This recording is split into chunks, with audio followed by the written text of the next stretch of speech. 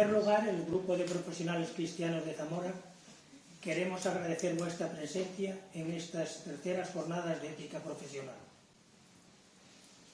Nuestro proyecto como grupo de profesionales es vivir el cristianismo en el ejercicio profesional y desde aquí crear una sociedad más justa y solidaria. Sostenemos que la fe tiene una dimensión pública. En el análisis de la realidad seguimos el método de ver, juzgar y actuar, sin imponer nuestra visión y siendo conscientes de que vivimos en una sociedad plural, queremos impregnar los valores del Evangelio en la realidad que nos rodea. Queremos poner hoy en la mesa un tema candente, la sostenibilidad y los impuestos. De ahí el lema de nuestra charla, políticas sociales en tiempos de crisis, crecimiento sostenible e impuestos.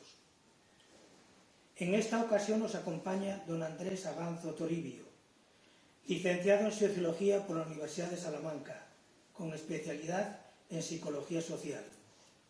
En 2010 realiza un doctorado en Educación en la especialidad Mediación Pedagógica.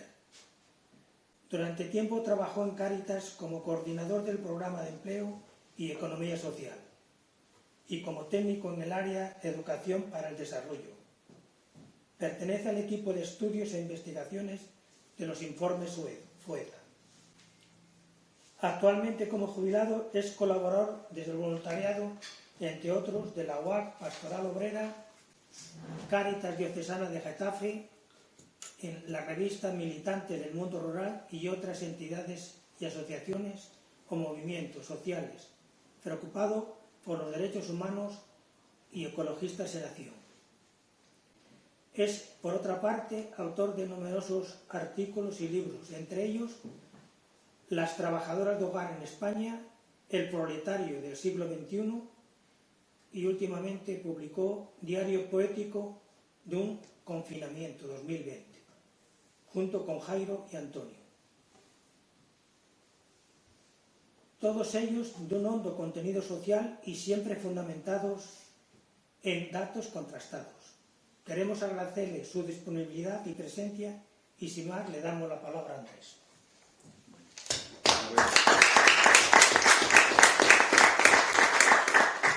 Bueno, pues muchas gracias, Eladio, y también sin protocolo agradecer la invitación. Yo no sé si voy a responder a las expectativas que tienen.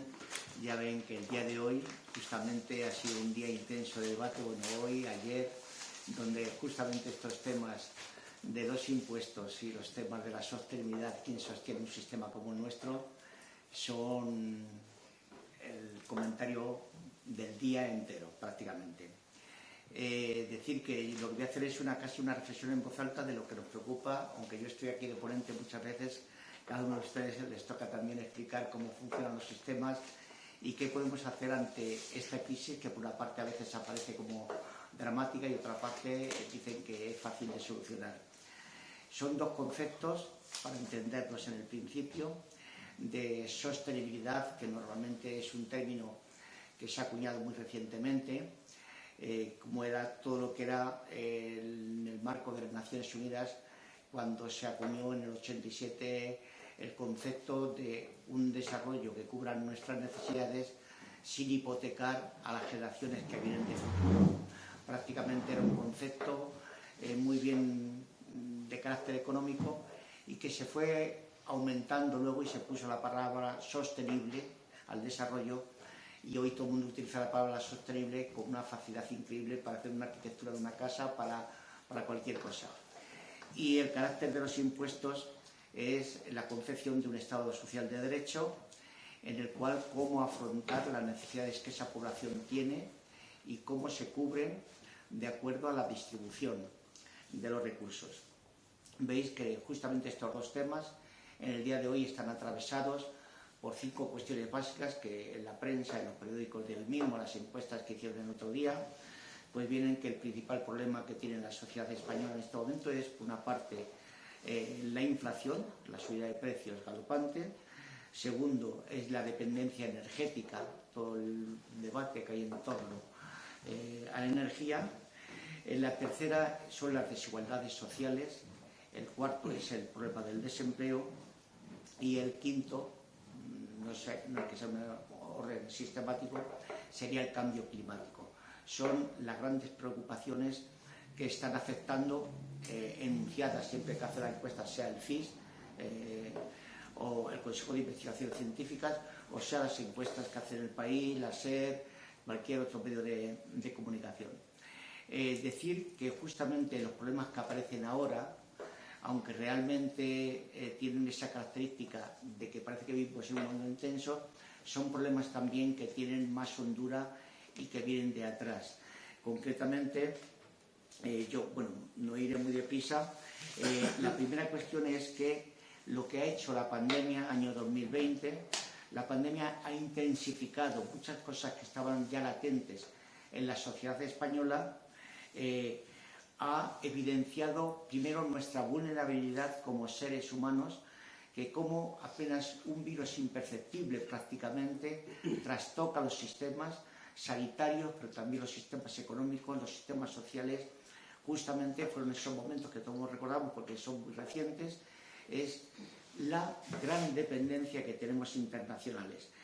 Entonces, todo también apunta a una forma de cambio, nos anuncia una forma de cambio de modos de vida y de consumo. Pero sobre todo lo que más ha revelado la pandemia es la sensación o fundamentalmente la importancia de lo público y de lo comunitario. Una pandemia de esas características a niveles individuales, cada uno por su cuenta, no tiene nada que hacer. Incluso los propios países hemos tenido que afrontar por primera vez un desafío de carácter internacional.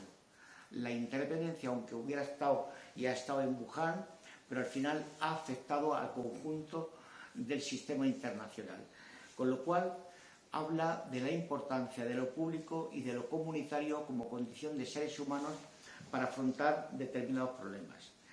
La otra cuestión también, y ahora estamos con las urgencias, que es, posteriormente fue la guerra de Ucrania, o ha sido, está siendo la guerra de Ucrania con la crisis energética.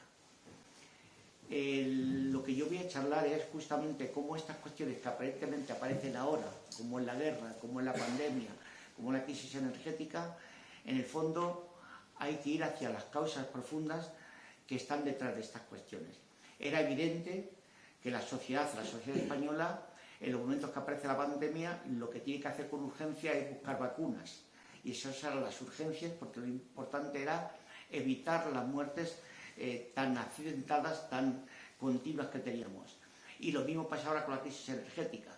Estamos buscando medidas automáticamente para paliar pues, la cuestión de baja de facturas del IVA de la luz, del gas, como tal. Pero son los síntomas. La cuestión más verdadera es lo que está detrás de ello. ¿Cuáles son las cuestiones que estaban fundamentalmente? Primero, si voy muy rápido me lo dicen también con toda tranquilidad y si alguna cosa no se entiende me pueden cortar tranquilamente. El primer problema de desafío que pasó a segundo término, pero que es de una importancia grandísima, es toda la necesaria transición ecológica.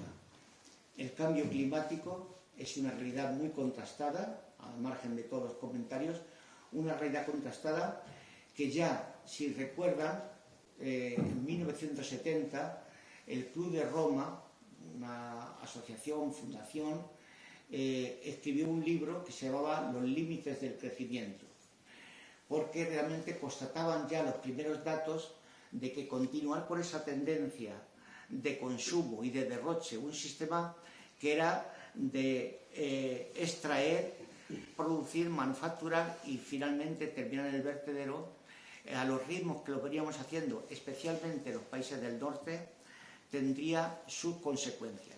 En aquel momento, cuando se hizo el informe de los límites del crecimiento, como estábamos en pleno apogeo, recuerden en España, por ejemplo, en esos años 70, era todo el movimiento de las zonas rurales hacia las zonas urbanas, era el movimiento donde las casas se acondicionaban cada vez mejor, se decía, se ponían los alicatados hasta el techo, los tresillos de plástico, el cuadro del ciervo, es decir, hubo un momento de crecimiento vertiginoso desde el punto de vista. Entonces, eso llamaron la atención que tendría sus consecuencias ese modelo de vida en épocas futuras, que son las que estamos viviendo. La segunda es las informaciones continuas que el grupo de expertos de las Naciones Unidas vienen enumerando de la importancia de no aumentar más del 1,5 grados de la temperatura. Es apenas 1,5 grados, pero lo que estamos registrando, lo que se va registrando, es que el impacto que está teniendo el aumento de la temperatura, más que hablar de cambio climático, hay que hablar justamente del aumento de la temperatura, en un sistema como el nuestro, que es tan sensible, que 1 grado más, hemos experimentado este verano, 1 grado más automáticamente crea auténticas condiciones adversas para la vida. Y esos indicadores lo que nos vienen a decir que la primera es la concentración de gases invernadero. Uno está aquí en Zamora y apenas es perceptible, aquí el cielo sigue siendo azul, ustedes están acostumbrados a verle que es azul. Normalmente en muchas partes del mundo el cielo es gris, como tal, y no hablamos de Madrid, sino de Shanghái, de Barcelona, de China, de muchos sitios. Entonces hay una concentración de gases invernaderos, que es lo que está produciendo fundamentalmente esa boina que se llama, pero que realmente aumenta el calentamiento. La segunda es el nivel del mar, que es una cosa objetiva, verificable con datos, despacito, es apenas imperceptible, pero va subiendo el nivel del mar. Y la tercera es la acidificación de los océanos, con lo que tiene como consecuencia para la vida de tal. Entonces, es un problema de mucha envergadura que va a tener persistencia y que va a tener consecuencias a la hora de ver cómo afrontamos invirtiendo recursos. El segundo elemento que aparece es la pérdida de la centralidad del trabajo, que históricamente y actualmente tiene una importancia grandísima. La mayor parte de las personas que estamos aquí, por la edad, hay gente más joven, pero normalmente el trabajo se configuraba como el mejor redistribuidor de la riqueza.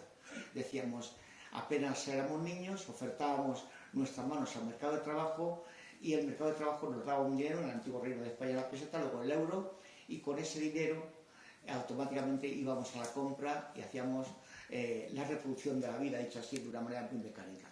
Hoy globalmente asistimos a una sociedad que es capaz de producir bienes y servicios sin gente.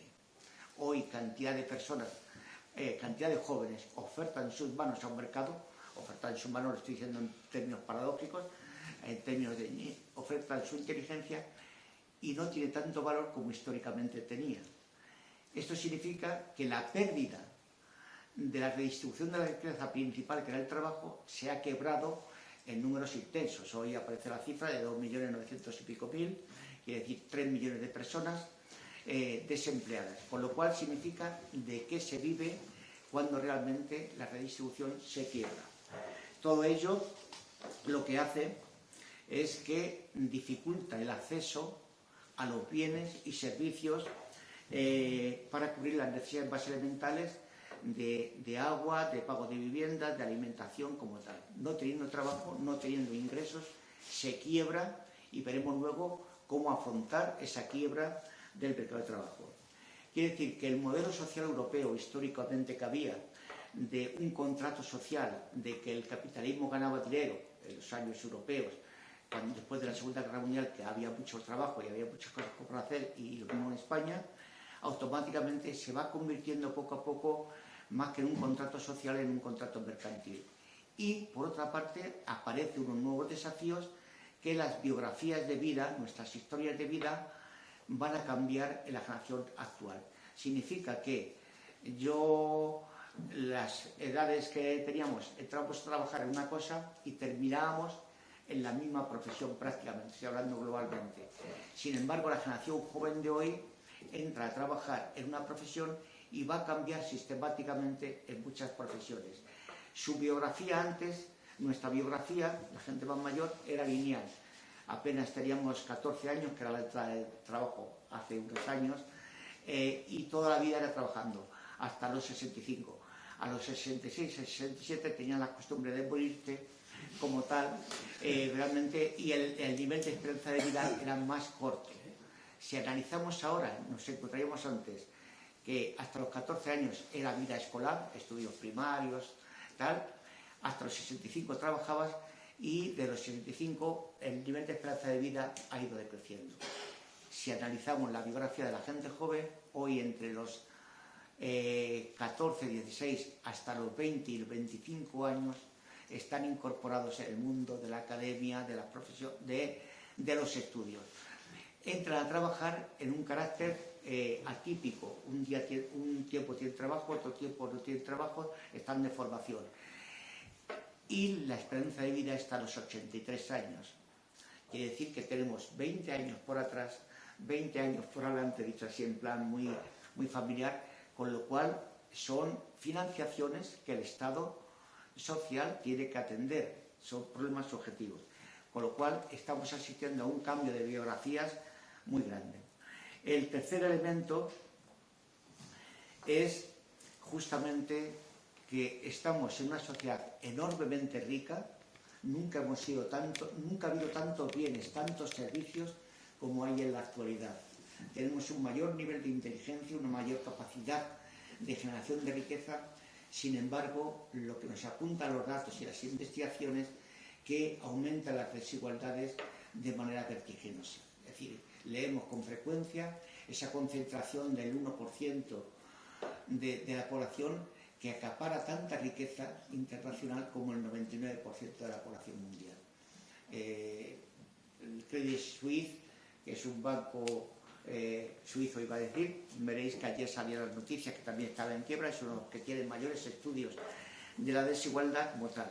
Entonces, es decir, esto es un escándalo hoy desde el punto de vista ético, el que haya tanta riqueza y al mismo tiempo tengamos que registrar tanta pobreza o tanta exclusión social a niveles internacionales.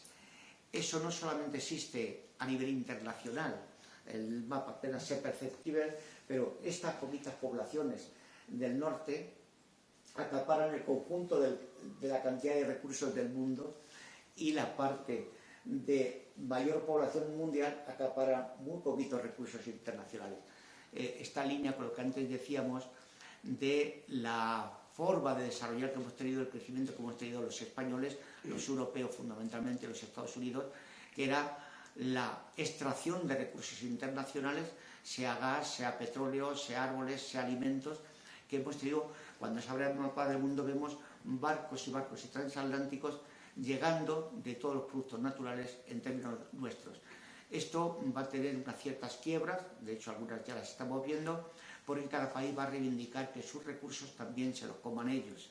No sé si me explico, pero es decir, realmente que cada país va a defender sus recursos naturales, con lo cual el intercambio va a ser cada día no en las mismas características. Esa pobreza se ve exactamente también en nosotros. El otro elemento en España, el otro elemento va a ser que hay una recomposición, como estamos viendo, al margen de la guerra de Ucrania y Rusia, la lucha por el gas, por el control militar, por el control de los recursos fundamentalmente. Nos encontramos que cada día los recursos van a ser más escasos. No es para meter miedo, no es para crear angustia, pero no se puede seguir despilfarrando a los niveles que estamos despilfarrando los recursos en términos internacionales. Es verdad que no todo el mundo tiene la misma facilidad para consumir, pero realmente no se puede continuar con ese nivel. Entonces, tanto los precios de la energía, como los precios del petróleo, como los precios de la madera, como el acero, como los alimentos, van a subir porque hay muchos recursos escasos como tal. Y luego pensar otra de las consideraciones, que yo creo que es importante considerarla, y es que los modelos que China, India o Brasil van a seguir el mismo modelo que nosotros. Y si el nivel de consumo, que tienen todo el derecho del mundo a consumir lavadoras, aviones, barcos, aeropuertos, cemento, carreteras, autovías, el nivel de consumo nuestro ha sido así posible porque era un tiempo donde nosotros consumíamos a nivel internacional muchos productos. Pero en China 1.200 millones, aunque solamente un tercio de la población, que es el mismo que toda Europa, consuma lavadoras, consuma hierro, consuma acero, tal, plantea unos problemas del nivel de soporte de la tierra para el conjunto del consumo. Digo esto por parte de China, como lo digo por parte de India, como por parte de Brasil, como parte de Rusia, es decir, que solamente 4 países son más de la mitad de la población del mundo. El mismo modelo nuestro de consumo de carne, de alimentos, de árboles, de gas, de energía, supone un conflicto en el cual todos los países y las potencias se sitúan de acuerdo a crisis por venir. Vemos el desembarco de China en África con la apropiación de los recursos naturales, o vemos simplemente que allí donde hay un conflicto en el suelo, en el subsuelo hay algo. Se llame coltán, se llame petróleo, se llame energía. Cuando uno abre el mapa del mundo y va viendo los conflictos en Irán, en Israel, en Venezuela, en Colombia, ¿qué es lo que hay debajo? Recursos estratégicos en los cuales son los verdaderos problemas, junto con el problema del agua, que va a ser otro de los grandes elementos de controversias internacional por el control del Amazonas, de Niágara, de las tal. Con lo cual, una de las cuestiones más claras que vamos a entrar en un tiempo de incertidumbre, es decir, esas seguridades que teníamos históricamente van a ir variando por un cierto desasosiego como tal. No sé si voy rápido, si no voy rápido, si se va entendiendo, si hay cualquier palabra que sea rara, la quitamos como tal. ¿Qué pasa? Ante estos problemas de paro, de energía, de ausencia de determinados recursos, ha habido en estos meses, en estos 2 años, 3 años, que ha sido muy rápido, lo que hemos llamado por una parte el escudo social.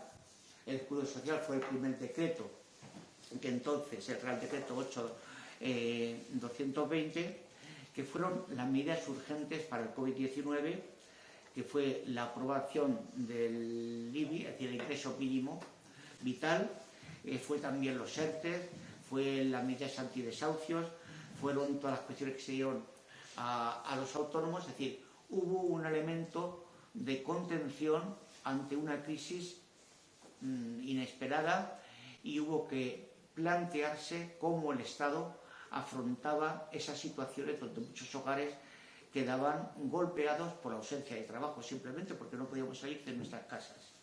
Entonces fue todo lo que fue los recursos que se llamó escudo social. Pero no habíamos terminado esa crisis del 2020 con la COVID cuando realmente aparece las medidas energéticas, fundamentalmente la guerra de Ucrania, y aparece otro nuevo conflicto que es la ausencia y la subida de la luz, que fueron antes, pero la subida de la luz, de la energía, y viene un desembarco económico para el pago de los transportes, la compensación para la gasolina, para repostar, las rodalíes, es decir, los trenes de media velocidad. Medidas que significan un desplazamiento de los presupuestos del Estado, medidas extraordinarias que son, y se dice con carácter coyuntural, pero que van a ser más largas de lo que se suele decir, porque los problemas no son coyunturales, y esto es lo que yo quería transmitir hoy. Las medidas son muy profundas, y aunque hoy estaban debatiendo justamente que si las medidas es hasta diciembre o hasta el año que viene, las medidas o la crisis es de más largo recorrido, con lo cual habría que plantear. ¿Qué significa todas estas medidas? Bienvenidas, pero también crean un déficit estructural, crean un presupuesto, es decir, unas partidas presupuestarias que en este momento se alcanzan entre 1.200.000 millones de deuda pública, de deuda que el Estado tiene.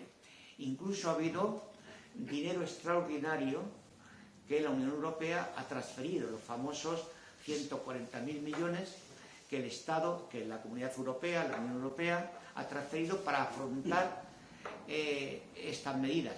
Cosa que en el 2008, si recuerdan, cuando Alemania decía que realmente la deuda se paga antes que los servicios sociales.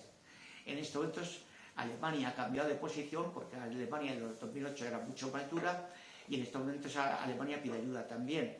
Pero decir que realmente esa deuda de 140.000 millones, 70.000 hay que devolverlos, porque realmente es un préstamo. Hay 70.000 que nos tienen de carácter graciable, pero otros 70.000 hay que devolverlos. Con lo cual estamos ante una situación de deuda pública. Y aquí hay dos cuestiones para afrontar los gastos y para afrontar estas inversiones. Implica o aumentar la presión fiscal, cosa que es impopular enormemente, o disminuir los servicios públicos. Cualquier trampa que hagamos, es decir, podemos bajar los impuestos y mantener los servicios, pues está muy bien decirlo, desde el punto de vista electoral. Pero es muy difícil creer que bajando impuestos hay más servicios, por más que digamos que hay que racionalizar el Estado, que hay que ser austeros, que hay que ser eficientes. Entonces, es un dilema en el cual depende la concepción que tengamos de la condición humana y de los Estados para... Hay dos lógicas que estamos siguiendo todos los días, sobre todo estos meses. Las dos lógicas además están enfrentadas y agudizadas porque hay unas recientes elecciones, recientes que son en mayo, municipales y autonómicas. Por una parte, el dinero donde está mejor es en los bolsillos de la ciudadanía, porque realmente cada ciudadano es libre de gastarse lo que crea conveniente. Hay que decir que el liberalismo, en su momento los economistas liberales clásicos, defendían la posibilidad de compaginar el libre mercado con aquellas frases o con aquellos eslogans de libertad, igualdad y fraternidad. Había un concepto de liberalismo más de carácter humano, racional, en el sentido de compaginar las libertades con elementos constitucionales de la condición humana. Sin embargo, a lo largo del tiempo, el liberalismo toma conciencia y se introduce ese individualismo posesivo en el cual entra una fiebre por el control con la presencia de las grandes empresas multinacionales, transnacionales, los grandes oligopolios que automáticamente terminan controlando los espacios. Bajo esa filosofía de que el liberalismo es más eficiente que el Estado, y por lo tanto en España hemos asistido de 136 empresas que había públicas, desde las tabacaleras, la Resol, las SINIS, las institutos telefónicas, a irlas perdiendo. El segundo paso no fueron las grandes empresas las que se fueron privatizando, hoy rentables y hoy generando beneficios considerables, sino que también se filtró en los campos de la educación, de la sanidad, de la vivienda, porque ya no eran las cuestiones férreas, sólidas de las empresas, sino eran las cuestiones líquidas como la educación, la privatización de la sanidad, la privatización de la vivienda, se convirtió en otro elemento de generar riqueza. Y en las situaciones actuales, y la pandemia lo ha evidenciado mucho más, ha sido ya la privatización de los cuidados. Lo que ha pasado en las residencias es la expresión más significativa de que todo tiene que tener un carácter de rentabilidad y un carácter de producción económica, aunque sean personas. En esto hoy concretamente están presentando el libro de Reyero. El que ha hecho Reyero fue el que era consejero de Sanidad y de Bienestar Público en la Comunidad de Madrid, y fue el que planteó la cuestión de que las residencias se mandó el protocolo de que no se llevaran a los hospitales a la gente mayor. Él lo presenta, él inició como consejero, como tal. Hemos llegado a un nivel donde se mercantilizan los cuidados. ¿Qué significa esto? Si nosotros cogemos ahora mismo, por bajar a un detalle, cogemos el mapa de Zamora, más o menos 170.000 habitantes, me podéis corregir porque sois de aquí, conocéis mucho mejor que yo, y todas estas cosas que decimos a nivel internacional las dibujamos, perdón, es un retrato robot, con todas las impurezas que tienen siempre los retratos robot. Nos encontramos que hay una parte, prácticamente la mitad de la población, que tiene unas condiciones de vida, según los indicadores que da la Unión Europea, la encuesta de condiciones de vida, las instituciones públicas, que se vive bien. Para entendernos, cuando decimos que vivimos bien, estamos diciendo que la alimentación, la salud, la educación, el nivel de disfrute del arte o la participación en eventos sociales es una población con un nivel de vida muy digno y no registra indicadores de malestar desde el punto de vista. Su nivel de rentas no estaría en ese debate que hay de los 21.000 euros. Hay un tercio de esa población de España, pero también de Zamora como representativo, de que estaría en estas cuestiones de la precariedad, es decir, esa cierta incertidumbre de si se llega a fin de mes, si no se llega, es decir, se llega justo con el fin de mes, es decir, la parte de arriba como una seta ahorra, tiene capacidad de ahorro y algunos de ganancias. La parte intermedia vive con lo justo, eso que registra la encuesta de condiciones de vida, para ir tirando como tal. Y hay una parte social, que es la desigualdad social, que es la más invisible, porque esa permanece en los hogares con un nivel de sufrimiento más allá del dato estadístico. Es esa gente que realmente hay una pobreza que llamamos relativa siempre que la comparamos con otros países. Se llama relativa porque si el nivel de medio vida nuestro pues es de 25.000 euros, los que tienen 7.000, 10.000 euros, pues tienen un nivel de vida inferior.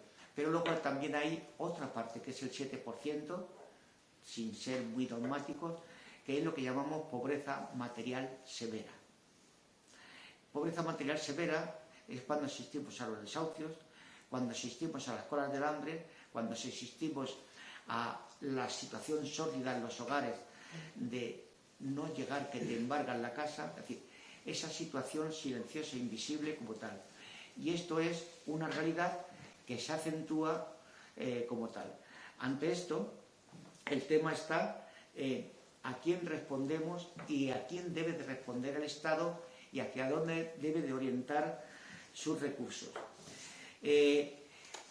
Reencantar la política más allá de descalificaciones, es decir, los problemas son de tal envergadura que requieren un diálogo y un consenso para poder afrontar un problema que nos desbordan a todos por separado. En este momento se está requiriendo un diálogo social para que el recursos estructurales que tengamos lo orientemos de acuerdo a crear mayor cohesión social y mayor solidaridad. Y esa solidaridad hay dos tipos. Una es la graciable, la que hacemos entre el vecindario, entre los amigos, entre las instituciones iglesia o las instituciones sociales de carácter graciable. Es una solidaridad que nos caracteriza como humanos y como condición humana. Pero hay otro tipo de solidaridad que debe ser solidaridad orgánica, que es el Estado el que debe comprometerse a que no haya nadie, que en esa frase que dice que nadie quede atrás, como tal.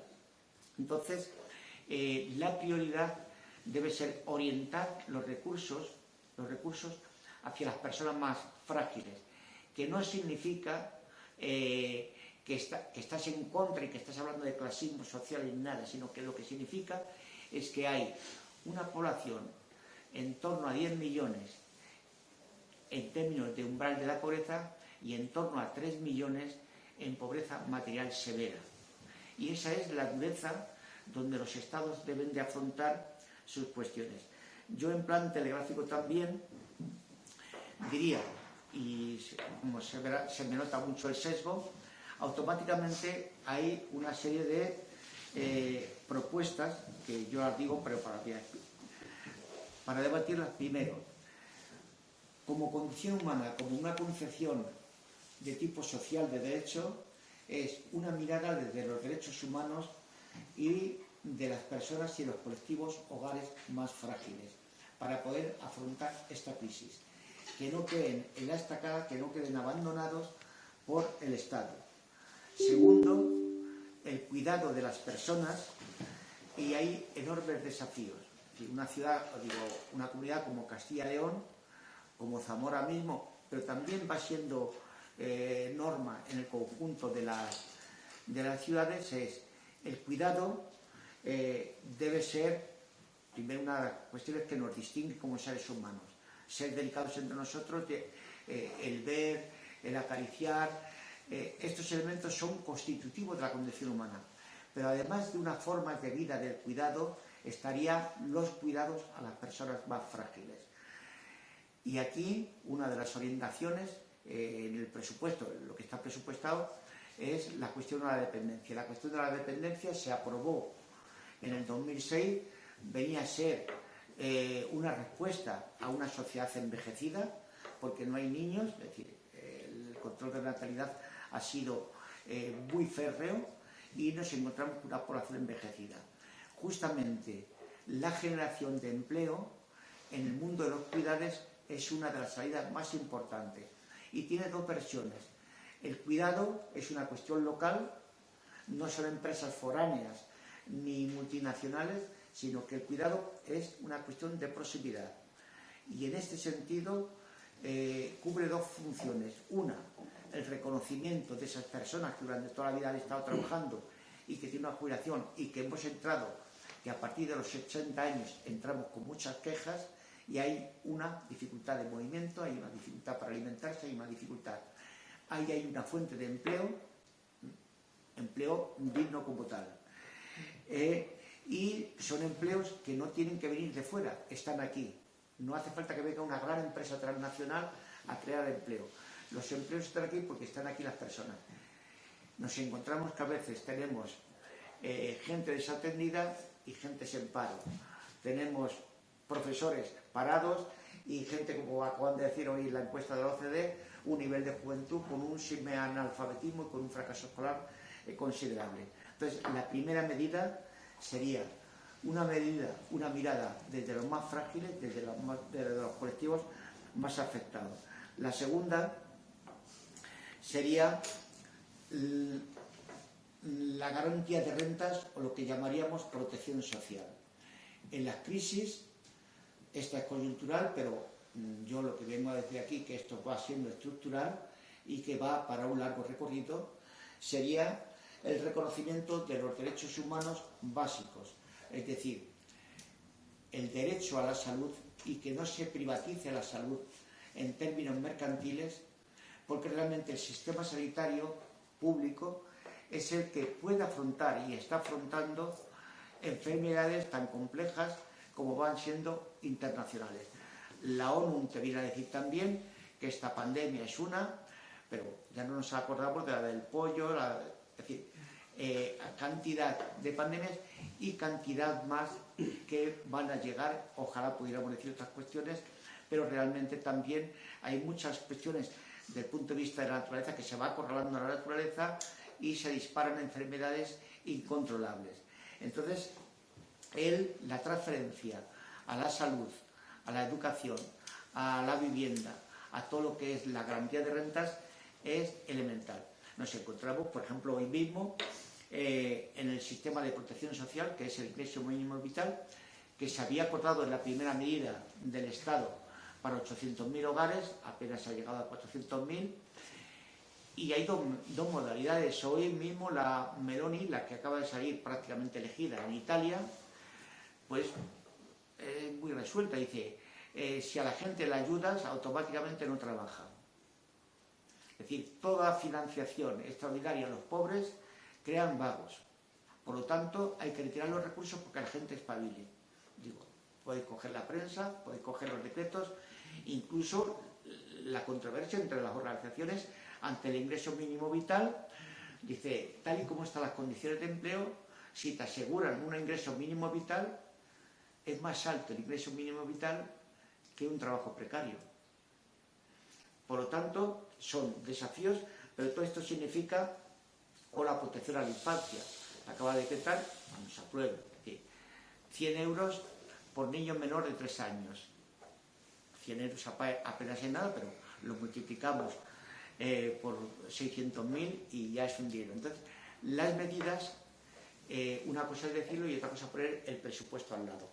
Todo esto es 1 billón, otro billón, 300.000 millones que hay que buscar para afrontar la dependencia, la infancia, las familias monomarentales que quedan solas. Es decir, hay una realidad.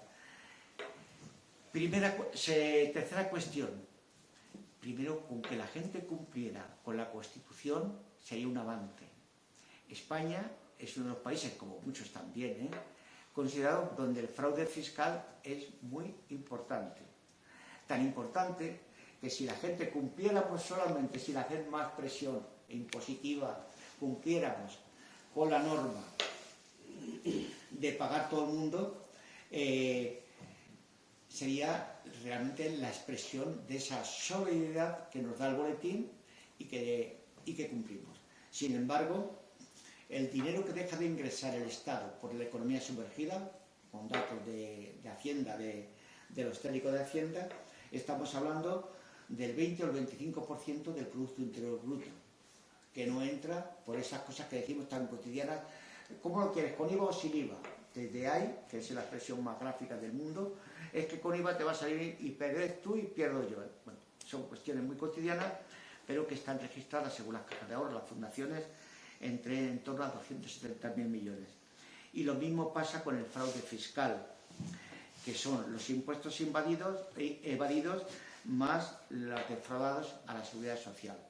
Personajes famosos, que realmente es una eternidad poderlos cobrar, y cuando mira uno la lista de quién son los defraudadores, pues a veces paradójicamente coinciden con aquellos que tanto hablan del amor a la patria y del amor a las cuestiones. Es decir, hay un catálogo de dinero que se evade por no cumplir con la Constitución. España es uno de los países de que tenemos menor ratio de inspectores fiscales para poder seguir, porque espontáneamente la gente no paga. Lo normal, si no hubiera presión fiscal y la gente dijera que cada uno pague su voluntad, no habría Estado. Y el Estado es una superación de los individualismos como tal.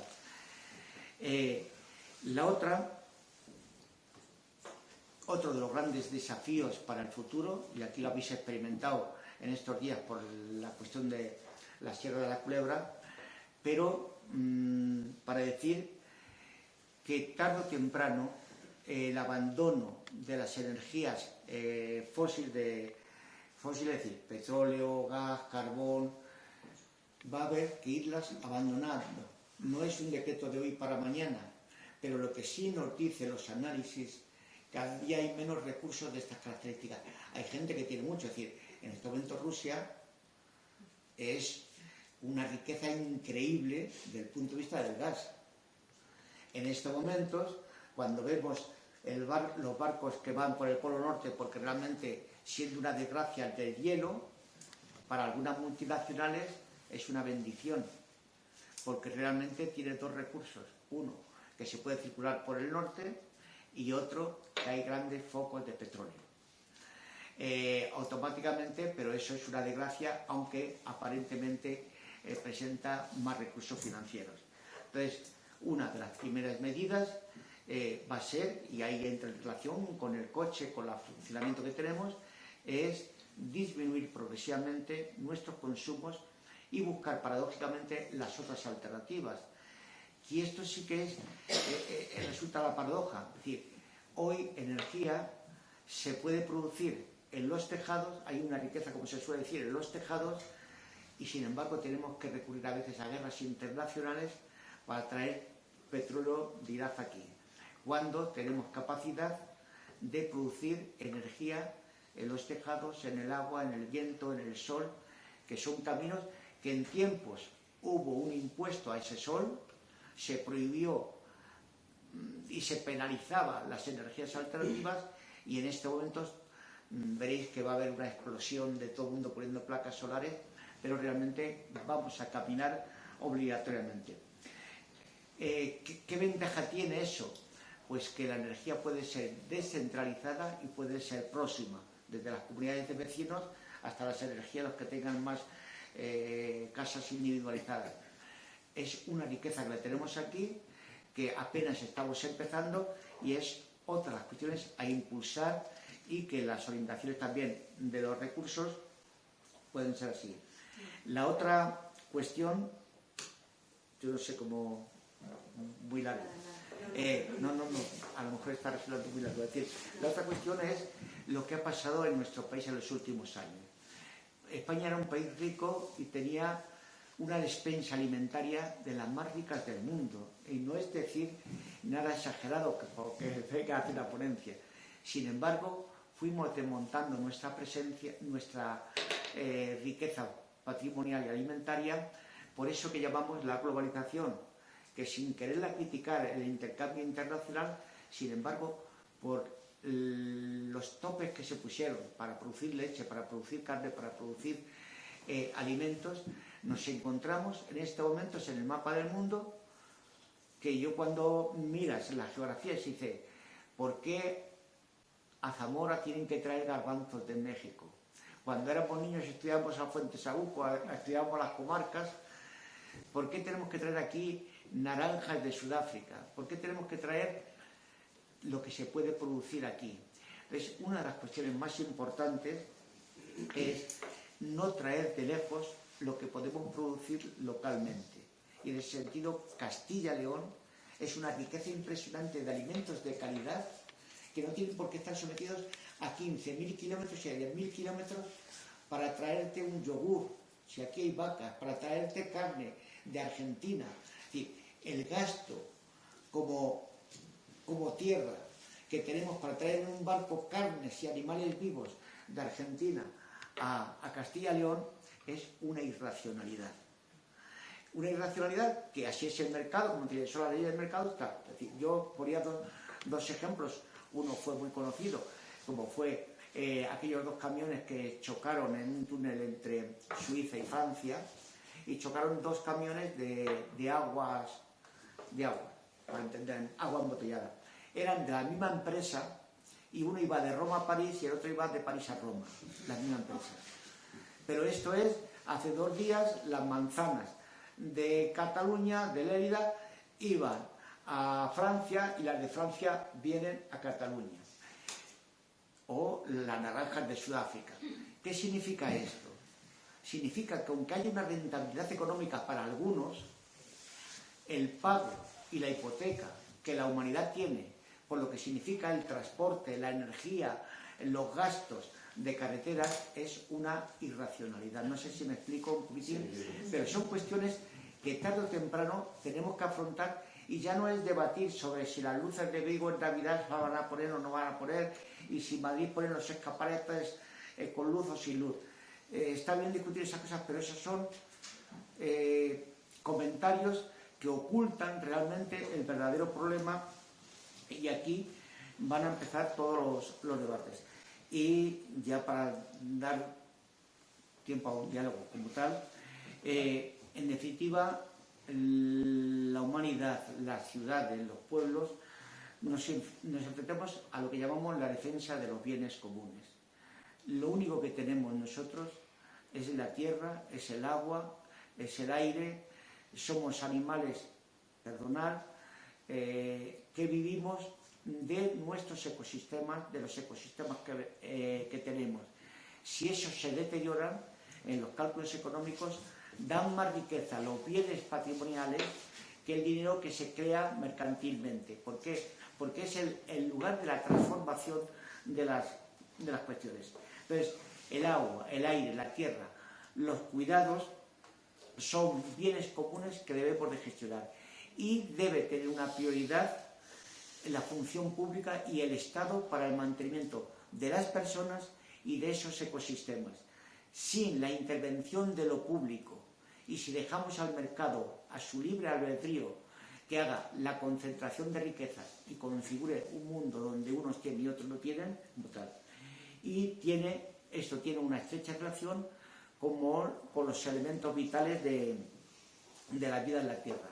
Entonces, los presupuestos, sin entrar ahora si el IVA, si el IBI, si los presupuestos patrimoniales, es decir, los presupuestos, como resumen general, son el instrumento que los estados sociales tienen para atender a aquellos hogares, personas más frágiles, y para contribuir a la cohesión social.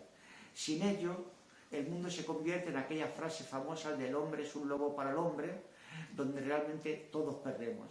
Y las inseguridades que se crean incluso favorece a las clases medias y a las clases altas.